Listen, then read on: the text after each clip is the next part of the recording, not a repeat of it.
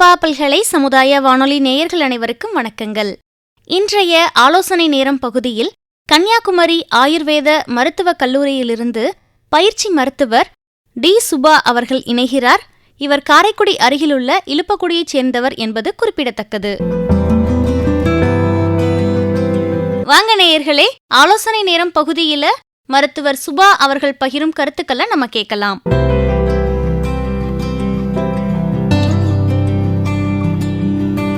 This is doctor Subha, CRRA in Ayurveda. ஒரு ஸ்பெஷலான ஒரு அவேர்னஸ் டே என்னென்னு பார்த்தோன்னா வேர்ல்டு டைஜஸ்டிவ் ஹெல்த் டே. நம்மளுடைய செரிமான சக்தி, செரிமான மண்டலத்தை பற்றின ஒரு விழிப்புணர்வு எடுத்துக்கக்கூடிய ஒரு நாள். நம்ம நிறைய அவேர்னஸ் டே கொண்டாடுறோம். ஃபார் எக்ஸாம்பிள், December 1 அன்றைக்கி எய்ட்ஸுக்கான அவேர்னஸ் டே கொண்டாடுறோம். February 4 அப்போது நம்ம கேன்சர் அவேர்னஸ் டே செலிப்ரேட் பண்ணுறோம். May 28 அன்றைக்கி நம்ம மென்ஸ்ட்ரல் ஹைஜீன் டே செலிப்ரேட் பண்ணியிருக்கோம். ஸோ இது எல்லாத்தையும் விட நம்ம கண்டிப்பாக முக்கியமாக நம்ம தெரிஞ்சுக்க வேண்டியது வேர்ல்டு டைஜஸ்டிவ் ஹெல்த் டே. ஏன் அப்படின்னா, கேன்சராக இருக்கட்டும், ஸ்கின் டிசீஸாக இருக்கட்டும், அப்டமன் ரிலேட்டட் டிசீஸாக இருக்கட்டும், பைல்ஸாக இருக்கட்டும், ஒபிசிட்டியாக இருக்கட்டும், ஸோ இந்த மாதிரி எல்லா வியாதிகளுமே எங்கே இருந்து ஆரம்பிக்குது அப்படின்னு பார்த்தோன்னா, நம்மளுடைய செரிமான சக்தியில் கோளாறு வருதோ அப்போ தான் எல்லா டிசீஸுமே ஆரம்பிக்குது. ஸோ நம்ம எல்லா டிசீஸுக்கும் ஸ்பெசிஃபிக்காக அவேர்னஸ் கொண்டாடுறதை விட முக்கியமானது நம்மளுடைய டைஜஸ்டிவ் ஹெல்த் டே நம்ம செலிப்ரேட் பண்ணணும். அதை பற்றின ஒரு விழிப்புணர்வு நம்ம எடுத்துக்கணும். நம்ம எல்லாருக்கும் தெரியும், WHO தெரியும், வேர்ல்டு ஹெல்த் ஆர்கனைசேஷன். ஸோ அதே மாதிரி WGOன்னு சொல்லிட்டு ஒரு ஆர்கனைசேஷன் இருக்குது, வேர்ல்டு கேஸ்ட்ரோஎன்ட்ராலஜி ஆர்கனைசேஷன். ஸோ அந்த அமைப்போட 45வது ஆனிவர்சரி அப்போ என்ன பண்ணியிருக்காங்கன்னா, May 29 அன்றைக்கி வந்திருக்கு. ஸோ அன்றைக்கி தான் இந்த வேர்ல்டு டைஜஸ்டிவ் ஹெல்த் டே லான்ச் பண்ணியிருக்காங்க. எந்த இயர் லான்ச் பண்ணியிருக்காங்கன்னா 2004 May 29 அன்றைக்கி தான் இந்த டே லான்ச் பண்ணியிருக்காங்க.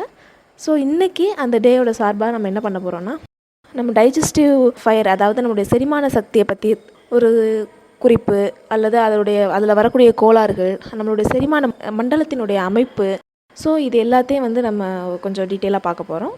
ஆயுர்வேதத்தில் த்ரையோ உபஸ்தம்பா அப்படின்னு சொல்லிட்டு ஒரு அழகான ஒரு வார்த்தை மென்ஷன் பண்ணியிருப்பாங்க. அது என்ன த்ரையோ உபஸ்தம்பா அப்படின்னா, நம்ம வாழ்க்கைக்கு தேவையான 3 தூண்கள். ஸோ அதில் முதலாவதாக அவங்க சொல்கிறது என்னதுன்னா உணவு, 2வது தூக்கம், 3வது பிரம்மச்சரியம். ஓகேவா? இது 3 தான் அவங்க த்ரையோ உபஸ்தம்பா, வாழ்க்கையை நிலைநிறுத்தக்கூடிய ஒரு 3 தூண்கள்னு சொல்லியிருக்காங்க. அதில் முதலாவதாகவே உணவுன்னு சொல்லியிருக்காங்க. ஸோ நமக்கு எது உணவு அப்படின்றதே ஒரு பெரிய கொஷின் மார்க்காக இருக்குது. நம்ம சாப்பிட்றது எல்லாமே உணவா? இப்போ நம்ம குளிர்பானங்கள் சாப்பிட்றோம், ஃபாஸ்ட் ஃபுட் ஐட்டம் சாப்பிட்றோம், பதப்படுத்தப்பட்ட நிறைய உணவுகள் சாப்பிட்றோம். ஸோ இது எல்லாமே உணவுக்கு கீழே வருதா அப்படின்னா கிடையாது. எது உணவு அப்படின்றதே ஒரு பெரிய கொஷின் மார்க். எந்த ஒரு உணவு நம்மளுடைய உடலுக்கு ஒரு புத்துணர்ச்சியை கொடுக்குதோ, அதாவது நம்மளுடைய உடலில் இருக்கக்கூடிய ஒவ்வொரு செல்லுக்கும் எந்த ஒரு உணவு நன்மை அளிக்குதோ அதை தான் நம்ம உணவுன்னு சொல்கிறோம். அதனால தான் உணவே மருந்து அப்படின்ற பழமொழி இருக்குது. இப்போ நம்ம குளிர்பானங்கள்லாம் குடிக்கிறோம். அந்த காலத்தில் குளிர்பானங்கள் குடிக்காதவங்கள கைவிட்டு எண்ணிடலாம். அப்படி இருக்கும்போது அது உணவுக்கு கீழே வருமானா கிடையாது. எந்த ஒரு உணவு நம்ம உடலில் உள்ள ஒவ்வொரு செல்லுக்கும் நன்மை அளிக்குதோ அதுதான் உணவு. அதனால தான் உணவே மருந்து அப்படின்ட்டு சொல்கிறாங்க.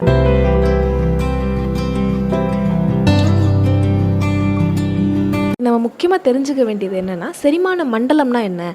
நம்ம மேக்ஸிமம் நம்ம என்ன சொல்லுவோம், செரிமானம் எங்கே நடக்குதுன்னா வயிறில்.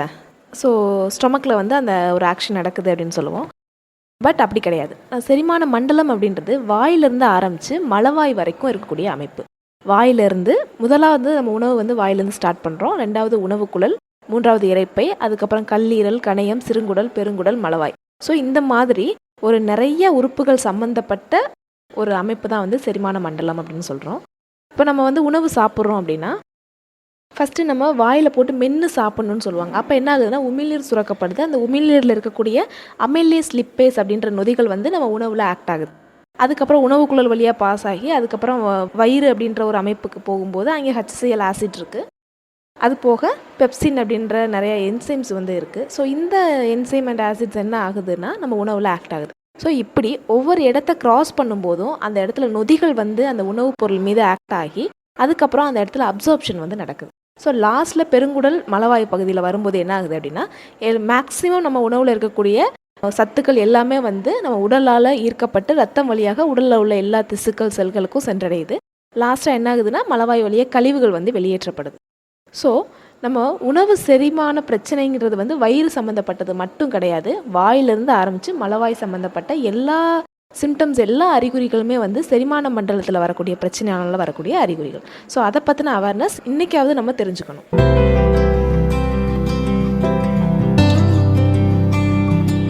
நம்ம லைஃப்பில் நம்ம பண்ணக்கூடிய முக்கியமான 3 தவறுகள். ஃபஸ்ட்டு வந்து நம்ம வயிறு நிரம்ப சாப்பிட்றது. சில பேர் ஏப்பம் வந்துடும், அப்பவும் சாப்பிடுவாங்க. சாப்பிட்டு முடிச்சோன்னே இன்ஸ்கர்ட்டை லூஸ் பண்ணி வர்றது, பட்டனை கழட்டி வர்றது. ஸோ இந்த மாதிரி நிறைய பேரை வந்து நம்ம லைஃப்பில் பார்ப்போம். நம்மளுடைய வயிறை வந்து ஒரு மிக்ஸி ஜார் மாதிரி கம்பேர் பண்ணிக்கணும். அதில் ஹாஃப் போட்டோம்னா தான் வந்து நல்லா அரைஞ்சு வரும். ஃபுல்லாக நீங்கள் மிக்சியில் ஃபுல்லாக ஏதாவது இது பண்ணி அரைச்சிங்கன்னா அரைக்க முடியாது. அதே மாதிரி தான் நம்ம ஒரு குறிப்பிட்ட அளவு பாதி வயிறு அளவுக்கு சாப்பிடும்போது செரிமானத்தன்மை அதிகமாக இருக்கும். இல்லைன்னா டைஜஷனில் நிறைய ப்ராப்ளம் வர்றதுக்கு சான்சஸ் இருக்குது. ரெண்டாவது, ரொம்ப மூச்சு வாங்க எக்ஸசைஸ் பண்ணுறது. இப்போ பிஎம்ஐ கரெக்டாக இருக்கேன், ஹைட்டுக்கேற்ற வெயிட் இருக்கேன் அப்படின்னா நீங்கள் எக்ஸசைஸ் பண்ணலாம். இதே இது ஹைட்டை விட நான் வெயிட் அதிகமாக இருக்கேன், பிஎம்ஐ எனக்கு அதிகமாக இருக்குது அப்படின்னு சொல்லும்போது நீங்கள் மூச்சு வாங்க எக்ஸசைஸ் பண்ணும்போது என்ன ஆகும்னா உடம்புக்கு நிறைய காம்ப்ளிகேஷன்ஸ் வர்றதுக்கு சான்சஸ் இருக்குது. மூணாவது, இப்போ யூரினையும் மோஷனையும் கண்ட்ரோல் பண்ணி வச்சுருக்குது. இப்போ நான் பப்ளிக் டாய்லெட் யூஸ் பண்ண பிடிக்கல அப்படின்னு சொல்லி நிறைய பேர் சப்ரஸ் பண்ணி வச்சுட்டு வீட்டுக்கு வந்து யூஸ் பண்ணுவாங்க. ஸோ அப்படி பண்ணக்கூடாது. ஸோ அந்த யூரின் மோஷனை நம்ம கண்ட்ரோல் பண்ணி வைக்கும்போது நிறைய காம்ப்ளிகேஷன்ஸ் வரும். உங்களுக்கு பிடிக்கலையா, பட் நீங்கள் யூஸ் பண்ணி தான் ஆகணும். யூஸ் பண்ணிவிட்டு திரும்ப நைட்டு வீட்டுக்கு போய்ட்டு நீங்கள் ஹைஜீனாக யூஸ் பண்ணிக்கலாம். நம்ம ப்ரைவேட் பார்ட்ஸை வந்து திரும்ப சோப் போட்டு வாஷ் பண்ணி ஹைஜீனாக நீங்கள் யூஸ் பண்ணிக்கலாம். ஸோ இந்த 3 தவறுகளை வந்து நம்ம டெய்லி நம்ம லைஃப்பில் வந்து பண்ணிகிட்ருக்கோம். ஸோ இதை அவாய்ட் பண்ணுறது ரொம்ப நல்லது. நம்ம வீட்டில் பெரியவங்களாம் சொல்லுவாங்க, சாப்பிடும்போது பேசக்கூடாது, சிரிக்கக்கூடாது, கான்சன்ட்ரேட் பண்ணி சாப்பிட்ணுன்னு சொல்லிட்டு. ஸோ அதுக்கு என்ன காரணம் அப்படின்னா, உணவு குழாய்க்கும் மூச்சு குழாய்க்கும் இடையில எபிக்ளாட்டிஸ் அப்படின்ற ஒரு அமைப்பு இருக்குது. நம்ம உணவு விழுங்கும்போது அந்த உணவு தடம் மாறி மூச்சுக்குழாயில் போய் அடையாமல் இருக்கிறதுக்கு இந்த எபிக்ளாட்டிஸ் ரீஜியன் என்ன பண்ணுதுன்னா மூச்சுக்குழாயை வந்து க்ளோஸ் பண்ணிக்குது. இந்த நேரத்தில் நம்ம வந்து பேசினாலோ சிரிச்சாலோ ஆட்டோமேட்டிக்காக அந்த எபிக்ளாட்டிஸ் ரீஜியன் ஓப்பன் ஆகும்போது உணவுப் பொருள் எங்கே போயிடும் அப்படின்னா மூச்சுக்குழாயில் போயிடும். அப்போ வந்து நமக்கு மூச்சு திணறல், புறை ஏறிடுச்சுன்னு சொல்லுவாங்களே, இருமல். ஸோ இந்த மாதிரி பிரச்சனைகள் வரும். திரும்ப அந்த மூச்சுக்குழாயில் போனது நம்ம இருமி அந்த புறை ஏறி தும்மும்போது என்ன ஆகும்னா ஆட்டோமேட்டிக்காக வாய் வெளியே வந்து வெளியில் வந்துடும். ஸோ இதனால தான் வந்து சாப்பிடும்போது பேசக்கூடாது, சிரிக்கக்கூடாது, கான்சன்ட்ரேட் பண்ணி சாப்பிட்ணும் அப்படின்னு சொல்கிறது. சாப்பிடும்போது மென்று சாப்பிடணும் அப்படின்னு சொல்கிறாங்க. ஏன் அப்படின்னா நம்ம சாப்பாடை வந்து சில பேர் இப்போ வந்து அவசரமாக விழுங்குறோம். ஸோ அப்படி பண்ணக்கூடாது.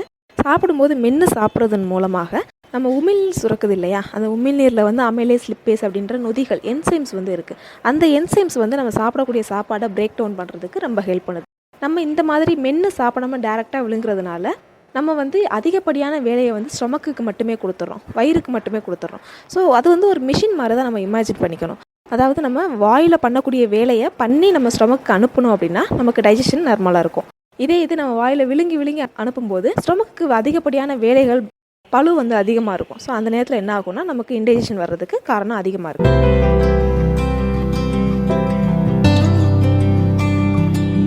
செரிமான பிரச்சனையினால நிறைய பேர் பாதிக்கப்பட்டு வர்றாங்க.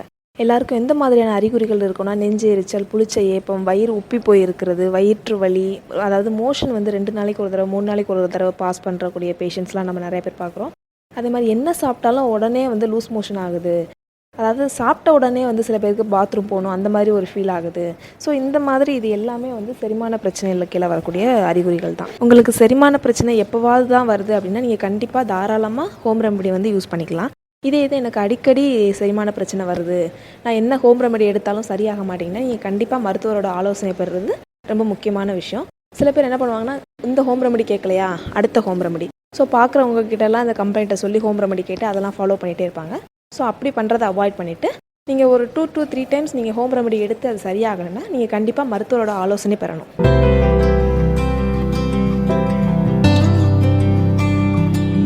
இப்போ சில பேருக்கு வந்து இன்டைஜஷன்னால் வாமிட் வரலாம், லூஸ் மோஷன் ஆகலாம். ஸோ இதெல்லாம் வந்து நம்ம உடனே ஸ்டாப் பண்ணக்கூடாது. ஏன்னா நம்ம பாடிக்கே தெரியும், பாடியில் வந்து ஒரு இன்டைஜஷன் அப்படின்ற ஒரு ப்ராப்ளம் வந்து ஃபார்ம் ஆகிருக்கு அப்படின்னா நம்ம பாடி அதை எப்படியாவது வந்து நார்மலைஸ் பண்ணணுன்றதுக்காக அந்த ஒரு டாக்ஸிக் மெட்டீரியலை என்ன பண்ணுன்னா அப்வர்டாவோ டவுன்வர்டாவோ வந்து வெளியில் அனுப்ப வந்து முயற்சி பண்ணும். ஸோ அதனால தான் நமக்கு வாமிட்டிங், டயரியா வந்து வரும். ஸோ நம்ம அதை வந்து ஃபஸ்ட்டு எடுத்தோன்னே நம்ம ஸ்டாப் பண்ணுறது ஒரு தவறான விஷயம். ஸோ வாமிட் போதா, டயரியா போதா, ஒரு 2 to 3 டைம்ஸ் வந்து அதை பாஸ் பண்ணிடணும். பாஸ் பண்ணிவிட்டு அதுக்கப்புறம் வந்து நம்ம அதை ஸ்டாப் பண்ணுறதுக்கான மெடிசன்ஸ் வந்து எடுக்கணும். இப்போ வந்து நம்ம பாடியில் ஒரு இன்டைஜஷனான ஒரு மெட்டீரியல் வந்து ஒரு டாக்ஸிக் மெட்டீரியலாக ஃபார்ம் ஆகி இருக்கும். ஸோ அது வந்து நம்ம பாடியே வந்து வெளியே அனுப்பும்போது நம்ம திரும்ப அதை ஸ்டாப் பண்ணி திரும்ப அந்த செரிக்காத உணவுப் பொருள் உள்ளே இருந்து வேறு ப்ராப்ளத்தை காஸ் பண்ணும். ஸோ அதனால் ஒரு 2 to 3 டைம்ஸ் வந்து அதை பாஸ் பண்ண விட்டுறணும். அதுக்கப்புறம் வந்து நம்ம மெடிசன் எடுக்கணும்.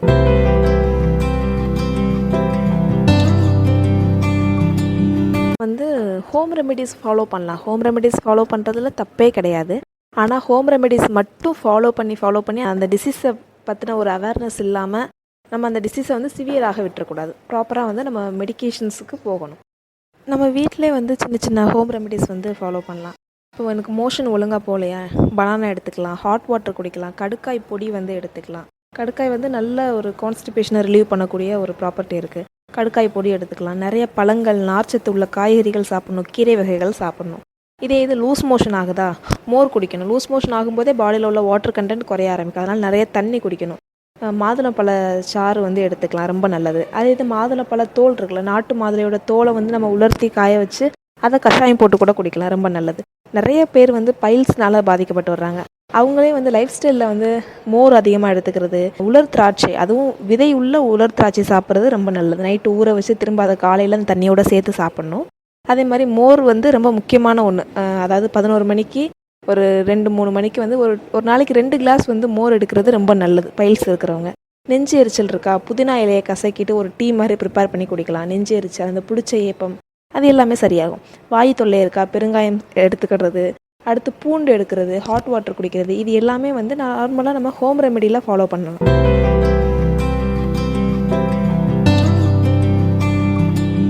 ஆயுர்வேதத்தில் பஞ்சகர்மா அப்படின்னு சொல்லிட்டு ஒரு 5 டைப்ஸ் ஆஃப் ட்ரீட்மெண்ட் இருக்குது. ஸோ இந்த 5 டைப்ஸ் ஆஃப் ட்ரீட்மெண்ட் எதுக்கு அப்படின்னா, வியாதி இருக்கிறவங்களுக்கு அந்த வியாதியை குணப்படுத்துறதுக்காகவும் நம்ம யூஸ் பண்ணிக்கலாம், வியாதி இல்லாதவங்களுக்கு அவங்க உடம்பை சுத்திப்படுத்துறதுக்காகவும் நம்ம யூஸ் பண்ணிக்கலாம். இது வந்து நிறைய பேருக்கு தெரியறதில்ல. இப்போ உங்களுடைய பக்கத்தில் ஏதாவது ஆயுர்வேத மருத்துவர் இருந்தாருன்னா அவரை அணுகி உங்களுடைய பாடிக்கு எந்த மாதிரியான சுத்தி முறையை நீங்கள் பண்ணலான்றதை தெரிஞ்சுக்கோங்க. ஒரு 6 மாதத்துக்கு ஒரு தடவையோ இல்லை 3 மாதத்துக்கு ஒரு தடவையோ உங்களுடைய பாடியை நீங்கள் சுத்திப்படுத்திக்கிறது ரொம்ப நல்லது. எனக்கு எந்த பிரச்சனையுமே இல்லை, நான் வந்து இந்த பஞ்சகர்மா ட்ரீட்மெண்ட் எடுத்துக்கலாமா, நீங்கள் தாராளமாக எடுத்துக்கலாம். உங்களுக்கு எந்த பிரச்சனையுமே இல்லைனாலும் உங்கள் பாடியை வந்து ஒரு தடவை ப்யூரிஃபை பண்ணி சுத்திப்படுத்தி திரும்ப உங்கள் பாடியை புத்துணர்ச்சியாக உங்கள்கிட்ட கொடுப்பாங்க. நீங்கள் புதுசாக சாப்பிட்டு புதுசாக நீங்கள் எனர்ஜியை கெயின் பண்ணிக்கலாம். ஓரளவுக்கு ஒரு செரிமான மண்டலத்தை பற்றியும் செரிமான சக்தியை பற்றியும் உங்களுக்கு புரிதல் வந்திருக்கும்னு நினைக்கிறேன். இப்போ வந்து சில பேர் வந்து என்ன பண்ணுவாங்கன்னா, ஒவ்வொரு டிசீஸுக்கும் ஸ்பெசிஃபிக்காக ஒரு ஹெல்த்தி ஃபுட்டை வந்து சூஸ் பண்ணி சாப்பிடுவாங்க. உங்களுக்கு அயன் கம்மியாக இருக்கா, நீங்கள் வந்து டேட்ஸ், அதாவது பேரிச்சம்பழம் சாப்பிடுங்க. ஹீமோக்ளோபின் கம்மியாக இருக்கா, கிரேப்ஸ், திராட்சை பழம் சாப்பிடுங்க, மாதுளம்பழம் சாப்பிடுங்கன்னு சொல்லுவாங்க. அதே மாதிரி எலும்பு தேய்மானம் இருக்கா, நீங்கள் உளுந்து களி சாப்பிடுங்க, பிரண்டை துவையல் சாப்பிடுங்க, பிரண்டை வாங்கி சாப்பிடுங்கன்னு சொல்லுவாங்க. இப்போ கேன்சர் இருக்கிறவங்களாம் நோனி பழம், அதாவது நோனி ஃப்ரூட்னு சொல்லிட்டு இப்போ எல்லோரும் அதை வந்து வாங்கி சாப்பிட ஆரம்பிச்சிருக்காங்க. முள் சீத்தாப்பழம் சாப்பிட ஆரம்பிச்சிருக்காங்க. ஸோ முடி வளரலையா, கருவேப்பிலை நல்லா சாப்பிடுங்க, கண்ணுக்கு கீரை நல்லா சாப்பிடுங்க, மீன் சாப்பிடுங்க. ஸோ இதெல்லாம் ஓகே.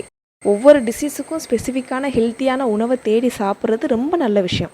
அதை விட ஒரு முக்கியமான விஷயம் என்னதுன்னா, அந்த சாப்பாடு உங்களுக்கு சரியாக செரிமானம் ஆகி உங்கள் உடலில் முழுசாக வந்து அது பயனளிக்குதா அப்படிங்கிறது ஒரு பெரிய கொஷின் மார்க்காகவே இருக்குது. இப்போ ஃபார் எக்ஸாம்பிள் உங்களுக்கு எலும்பு தேய்மானம் இருக்குது, நீங்கள் பிரண்டை துவையல் சாப்பிட்றீங்க, பிரண்டை வாங்கிட்டு வந்தாச்சு, துவையல் பண்ணியாச்சு, சாப்பிட்றீங்க. உங்களுக்கு செரிமான கோளாறு இருக்குது அப்படின்னா அதோட எசன்ஸ் உங்களுக்கு ஃபுல்லாக கிடைக்குமா, அந்த பிரண்டையில் இருக்க சத்து உங்களுக்கு ஃபுல்லாக கிடைக்குமா, கிடைக்காது. ஸோ நீங்கள் எந்த பொருளில் வேணால் எந்த டிசீஸ்க்கு வேணால் நீங்கள் செலக்ட் பண்ணி சாப்பிடுங்க, அது ரொம்ப நல்ல விஷயம். அதை விட நீங்கள் முக்கியமாக கான்சன்ட்ரேட் பண்ண வேண்டியது உங்களுடைய செரிமான சக்தி எந்த அளவுக்கு இருக்குது அதை நீங்கள் பார்த்துக்கணும். உங்களோட செரிமான பிரச்சனை இருந்தால் நீங்கள் எவ்வளோ நல்ல ஃபுட்டு சாப்பிட்டாலும் உங்களுக்கு பயனே கிடையாது. ஸோ நீங்கள் வந்து செரிமான பிரச்சனை வராமல் பார்த்துக்கிறது ரொம்ப முக்கியமான ஒரு விஷயம். மக்கள் மத்தியில் என்னென்னா, செரிமான பிரச்சனை வந்து ஒரு சாதாரண விஷயமாக அவங்க நினச்சிட்ருக்காங்க. செரிமான பிரச்சனை தான் எல்லா டிசீஸுக்கும் காரணம் அப்படின்றது இந்த பதிவில் வந்து உங்களுக்கு புரிஞ்சிருக்கும்.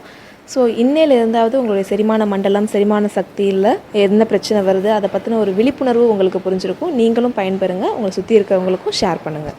நன்றி.